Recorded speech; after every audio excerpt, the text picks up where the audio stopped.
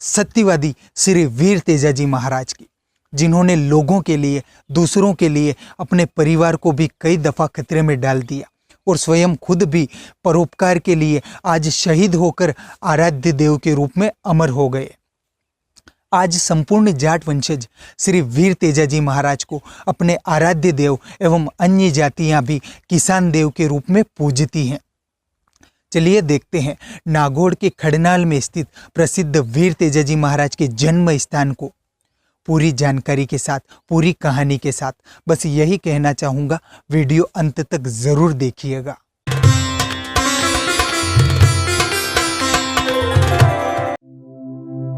सर्वप्रथम तेजाजी के बुजुर्ग उदयराज जी ने खड़नाल पर अधिकार करके उसे अपनी राजधानी बनाया। उस समय में खड़नाल परगने में 24 गांव थे।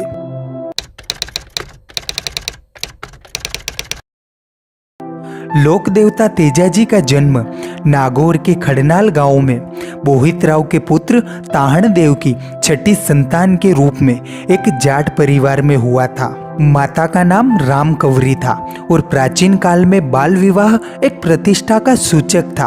अतः एक बार तेजा के पिताजी पुष्कर में स्नान करने गए, तब वहीं तेजपाल का विवाह पनेर के निवासी रायमल की पुत्री पेमल के साथ कर दिया। इस बात की तेजपाल को बिल्कुल समझ ही नहीं थी।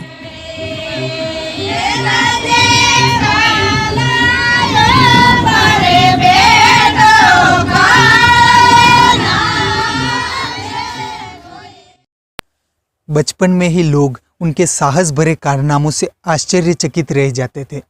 धीरे धीरे कुंवर तेजपाल बड़े हुए, उनके चेहरे की आभा चमकने लगी, लेकिन वे हमेशा राजकाज से दूर और गौ सेवा में लीन रहते थे। खेतों में हल जोतने में उनकी विशेष रुचि थी। उन्होंने उस समय में कृषि की नई नई विधियां बताई। पहले लोग उछाल कर बीज को बोया करते थे, लेकिन उन्होंने हल द्वारा खेत में कतार में बोना सिखाया, एक लाइन में बोना सिखाया।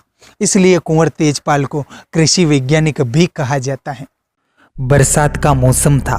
तेजपाल सवेरे से ही अपने खेत में हल चला रहे थे। कड़ी भूख भी लगी थी और उस दिन इनकी भाभी देर से खाना लेकर खेत में पहुंची। इस पर तेजाजी ने कहा, इतनी देर कहाँ हो गई?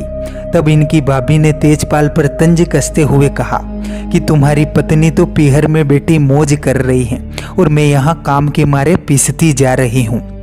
बस उसी वक्त तेजाजी को यह पता चला कि उनकी शादी हो चुकी है, लेकिन आपसी परिवारों की लड़ाई झगड़ों के चलते उनसे यह बात छिपाई गई थी।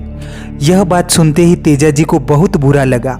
अपने ससुराल का पता पूछकर बिना भोजन किए ही अपनी घोड़ी लीलन पर सवार होकर ससुराल की ओर रवाना हो गए। बस जिस दिन शाम तक तेजपाल अपनी पत्नी पेमल को लेने अपने ससुराल पनेर पहुंचते हैं, उस दिन की रात आपसी मतभेदों के चलते वे अपनी पत्नी की सहेली लाछा गुजरी के यहाँ गुजारते हैं और उसी रात लाछा गुजरी की गायें मीणा नाम के चोर चोरी करके ले जाते हैं। उस समय पशुधन अमूल्य था। लाछा पूरे गांव में सहायता के लिए फिरती है, मगर चोरों के डर से कोई नहीं सुनता। अपना कर्तव्य समझकर तेजपाल क्षत्रिय धर्म का पालन करते हुए शस्त्र सज्जित तेजाजी गायों की ओर चढ़ जाते हैं, चोरों का पीछा करते हैं और उसी वक्त रास्ते में एक काला नाग देवता जंगल में आग से अधजला तड़पता हुआ उन्हें मिलता है। तेजाजी उसे बचाने के लिए उसे भाले द्वारा अग्नि से बाहर फेंकते हैं, लेकिन नाग नाराज होकर कहता है, तेजा, मेरी जीवन संगिनी चली गई, मैं भी जल जाना चाहता था, मगर तूने मुझे क्यों बसाया? अब मैं तुझे डसूंगा और डस कर रहूंगा। इस पर तेजाजी द्वारा गायें छुड़ाकर वापस बम्बी पर आने का कहने पर नागराज को विश्वास नहीं होता है। तब तेजाजी उसे सूरज, चांद, सूखे खेजड़े की सौगंध बराकर वचन देते हैं कि मैं हर हाल में यहाँ पर वापस लौटूंगा। और उसके बाद तेजपाल नागराज को वचन देकर सुरसुरा की घाटी में पहुंच जाते हैं, जहां पर चोरों के साथ घमासान होता है और 150 चोरों को अकेले ही मार गिराने के बाद गायों को मुक्त कराते हैं। मगर वहां पर तेजपाल के शरीर से बहुत अधिक खून बहता है, पूरी तरह से घायल हो जाते हैं। और उसके बाद गायें गुजरी को सौंपकर वचनबद्ध सांप की बम्बी पर पहुंच जाते हैं। कुंवर तेजपाल की वचनबद्धता से नाग अत्यधिक खुश होते हैं। तेजाजी अपना वचन पूरा करने के लिए उस नागराज के पास पहुंचते हैं और बोलते हैं, आपका वचन पूरा कीजिए। तब नागराज बोलता है, तेजा तुम पूरी तरह से लहूलुहान पड़े हो और नागराज ऐसी जगह नहीं डसता, कोई जगह खाली नहीं है। फिर तेजाजी बोलते हैं कि नागराज मेरी हथेली और जीभ अभी भी कुंवारी है, मुझे डसिए और आपका वचन पूरा कीजिए।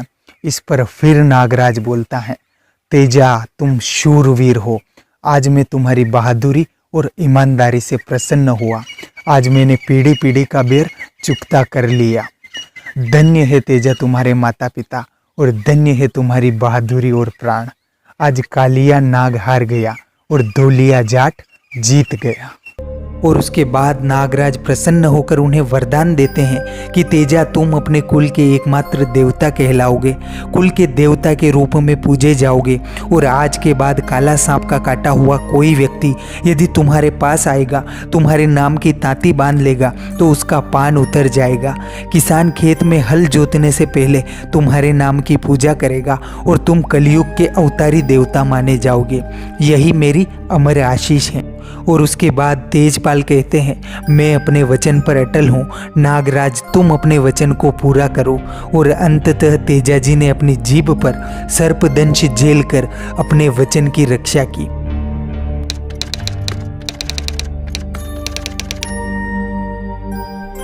सुरसुरा गांव में सत्यवादी वीर तेजाजी महाराज मात्र 30 वर्ष की अवस्था में ही गायों की रक्षा के लिए गो रक्षार्थ की शहादत की खातिर वीर गति को प्राप्त हुए। और यह भी कैसा अजीब संयोग है, इस घटना के लगभग 627 वर्षों बाद ही संवत 1730 में जोधपुर के पास स्थित खेजड़ली गांव में तेजाजी के वंशजों ने तेजाजी की भांति ही 363 बिश्नोइयों ने पेड़ों की रक्षा के लिए अपने प्राण न्योछावर कर दिए।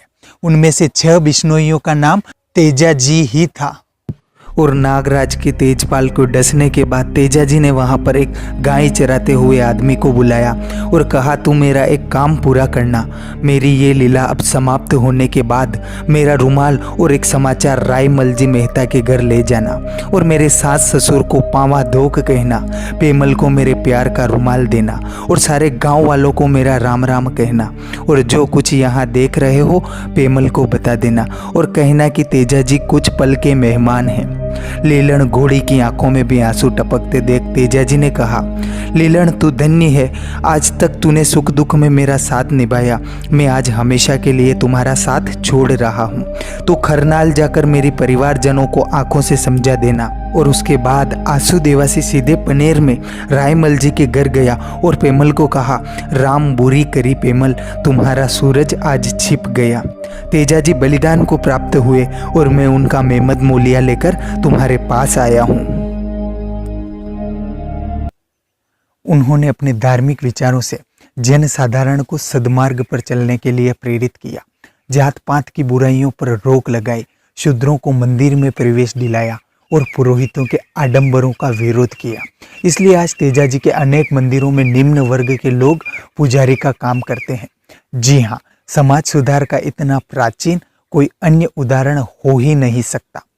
उन्होंने अपने धार्मिक विचारों से नव चेतना जागृत की, जिससे लोगों की जात पात में आस्था कम हो गई। और उम्मीद करता हूँ दोस्तों ये वीडियो आपको ज़रूर पसंद आई होगी। अगर पसंद आई हो तो एक लाइक कीजिए और कमेंट में अपनी राय ज़रूर दीजिएगा। इसके साथ ही हमारे चैनल पर आए हुए नए मेहमानों से रिक्वेस्ट है, नीचे रेड कलर के सब्सक्राइब बटन पर क्लिक करके हमारे चैनल को सब्सक्राइब ज़रूर करें, ताकि इस प्रकार के और प्राचीन और ऐतिहासिक वीडियो की नोटिफिकेशन आपको मिलती रहे। फिलहाल मुझे दीजिए इजाज़त, फिर मिलेंगे किसी नए और यूनिक वीडियो के साथ।